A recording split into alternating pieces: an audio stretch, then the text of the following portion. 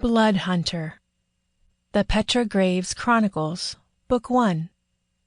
A Seven Hungers Urban Fantasy Adventure by Morgan Quaid. Narrated by Cristal Underwood. Chapter 1. Consequences. This was it. This was a day her career as a promising young Crown agent was going to come to a screeching halt. The day she'd be stripped of her rank and sent to the gulag or forced to work as a tech, or something even more demeaning. Shit!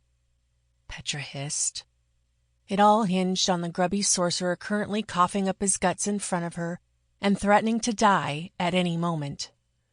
The sorcery she'd used to put him down had torn through his abdomen, eating away at his body with fire that spread too quickly to quench, and caused more damage than traditional healing spells could keep up with.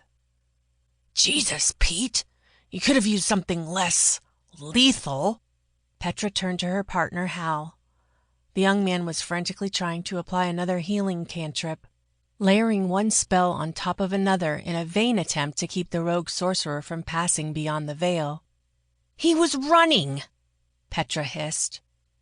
One more second he would have been through the portal and God only knows where. What the hell else was I supposed to do? Hal looked up at her, counting off options on his fingers. Ilmer's interception, the Duckworth snare, Penelope's entanglement, and that's just off the top of my head. Petra ignored him, crouching down beside the wounded sorcerer and leaning in close, her eyes locked on his. This was her third strike, so she figured she might as well go out swinging and try to get the information they needed. Faust! She whispered, drawing etheric power as she bent down and put a hand to the side of his head. Faust, can you hear me?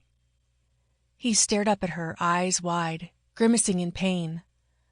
The mesmer spell she'd placed into his mind was enough to keep him calm, stifling the sorcerer's natural responses to the agonizing pain he was currently enduring. It wasn't enough to open his mouth and compel him to talk, however, and Petra didn't want to risk driving a second mesmer into his mind. Given the sorcerer's current condition, that might turn his brain to mush. Faust! I need to know where you put the tablet. The wounded sorcerer's mouth opened and closed like a goldfish, the faintest sound escaping his lips, while Hal tried once more to hold back the inner fire that was still devouring the man's flesh. The tablet!